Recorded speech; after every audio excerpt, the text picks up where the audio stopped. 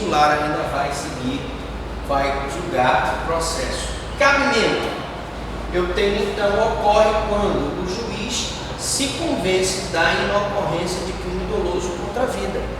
Se ele, ao apreciar o caso concreto, se convence que não é uma tentativa de homicídio, e sim uma lesão corporal, porque a intenção do agente não foi matar, e sim lesionar.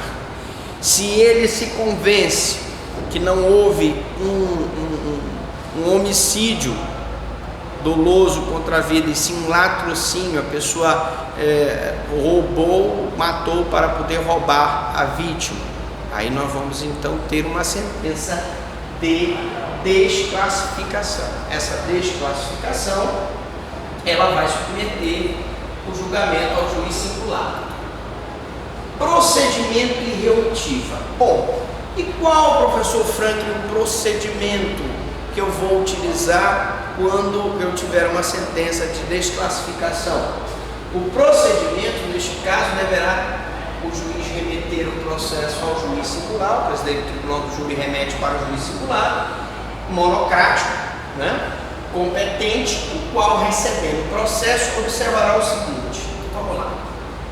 Procedimento. Ele abre vistas à defesa em 10 dias para a resposta à acusação.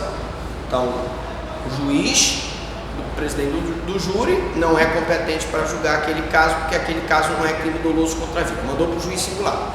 O juiz singular, então, pega, abre vistas para que o defensor do acusado apresente a defesa em 10 dias para a resposta à acusação. Ocasião em que poderá rolar testemunhas. Ora, na hora em que ele apresenta a resposta à acusação em 10 dias, é o momento oportuno dele arrolar as testemunhas de defesa. Se ele perder esse momento processual de arrolar testemunhas, de pedir perícias, essa faculdade dele preclui esse momento. Será feita a oitiva da vítima, né? Então, logo depois de abrir vistas, eu vou ter a oitiva da vítima. Se foi uma tentativa de homicídio, ela está viva, ou se foi uma tentativa de latrocínio, ela está viva. Das testemunhas arroladas pela acusação primeiramente, depois pela defesa, será dado prazo para a fase das diligências. Né? Por que, professor, diligência? O senhor está falando de diligência, o tribunal do júri não tem diligência. Mas preste atenção, o processo já foi desclassificado no tribunal do júri, já está no juiz singular. E no juiz singular tem diligência. Será dado prazo para as razões finais da acusação e da defesa, 20 minutos para a acusação, 20 minutos para a defesa, prorrogável por mais 10 minutos a critério do juiz, e não havendo diligências, posteriormente será prolatada a sentença. Então vamos recapitular aqui esse procedimento. Esse procedimento é um procedimento normal do procedimento ordinário normal. Então vamos começar daqui.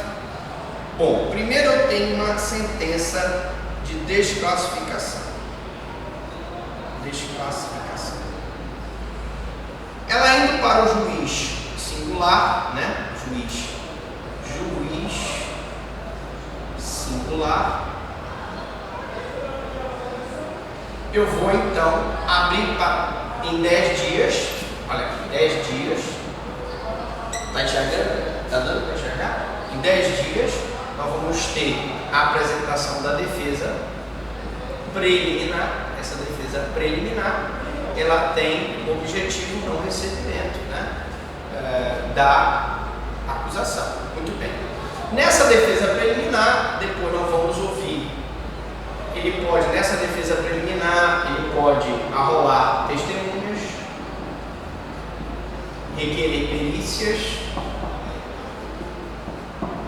ele pode pedir a juntada de documentos, não é isso? Depois da defesa preliminar, nós vamos ter o depoimento da vítima, se estiver viva. Depois nós vamos ter o depoimento das testemunhas, né? Primeiro as de acusação, depois, em segundo lugar, eu vou ter as de defesa, Depois eu tenho o interrogatório, né, do acusado. Depois eu tenho a diligência, se tiver. Finalmente eu tenho as alegações finais. E finalmente eu tenho aqui a sentença. Bom, não está dando, porque eu sou baixinho, mas aqui em cima eu vou colocar sentença. Bom, então esse é o procedimento que segue o rito do processo ordinário, que nós já vimos numa aula anterior sobre processo ordinário. Mas maiores detalhes você pode procurar a aula de processo ordinário para recapitular esse rito. Bom, então nós temos aí a possibilidade de reoitiva de testemunhas.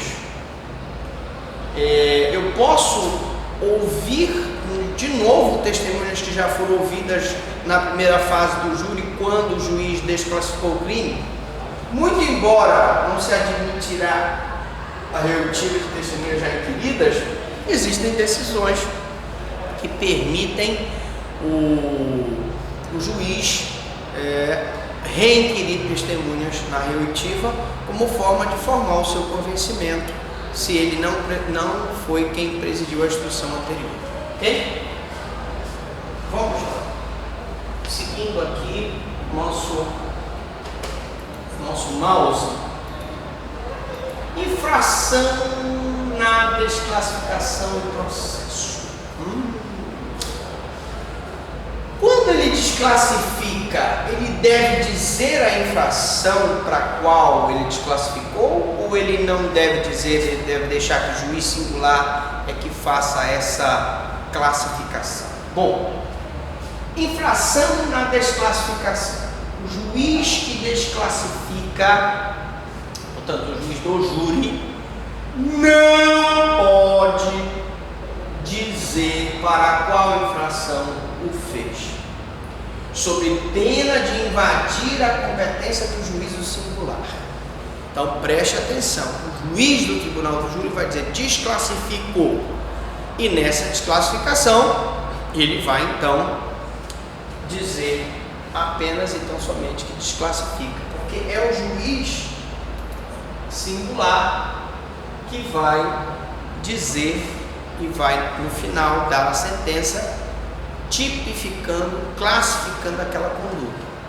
Contudo, o professor Torino Filho acha que o juiz poderia desclassificar e dizer para qual crime o desclassificou. Se vocês procurarem no livro do professor Torino Filho, um grande doutrinador, vocês vão encontrar lá que ele entende que o juiz poderia dizer para qual infração desclassifica. Isso seria uma classificação provisória que o juiz singular poderia ou não confirmar.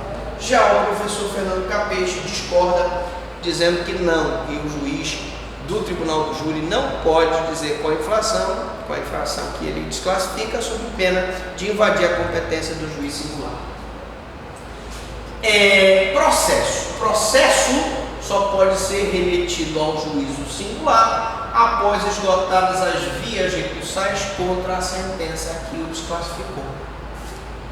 Professor, quer dizer então que a desclassificação também tem um efeito suspensivo? Sim, porque tu imaginas a seguinte situação: se eu, com um processo desclassificado, dou andamento como juiz singular do processo, e lá em cima no tribunal eles mudam a decisão, voltando o processo para o tribunal do júri, eu estou praticando atos que não vão ser aproveitados. Então eu vou aguardar a decisão do tribunal da desclassificação.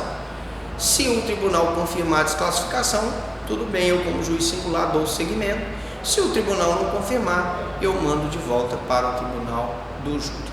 Ok? É uma desclassificação que tem esse efeito suspensivo. Nesta fase já não cabe mais discussão sobre crimes dolosos contra a vida, pois a desclassificação entendeu que ocorreu crime fora da competência do júri.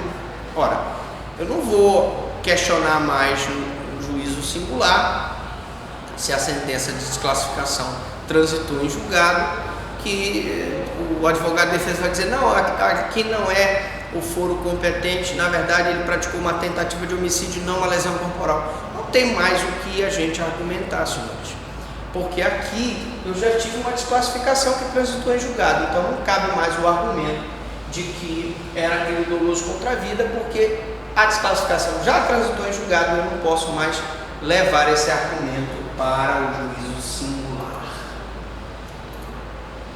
Recurso. Da sentença que desclassificou o crime, cabe recurso em sentido estrito.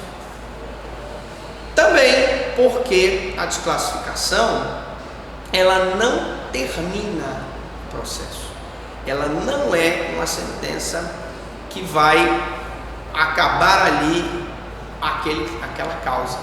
Porque a desclassificação apenas impede que o juiz do tribunal do júri, o juiz presidente do tribunal do júri, julgue aquele processo. Aquele processo será encaminhado para um juiz presidente, no caso um juiz singular, presidente de uma vara do juízo singular, que preside o juízo de uma vara do juízo singular. E ele então vai continuar o processo. Logo, aquela decisão que ela não é definitiva, ela é terminativa, cabe recurso em sentido estrito. Todavia, o Mirabete acha que o fundamento não é o 581.2, seria o 581.4, pois em toda decisão de desclassificação, na verdade, há uma impronúncia embutida, já que não houve prova da autoria e materialidade.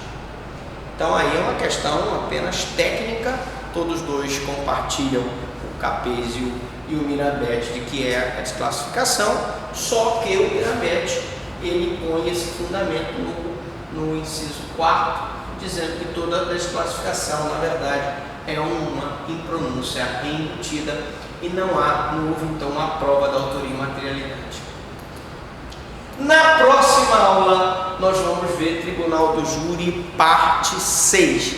Pergunto aos senhores, alguma dúvida, alguma pergunta?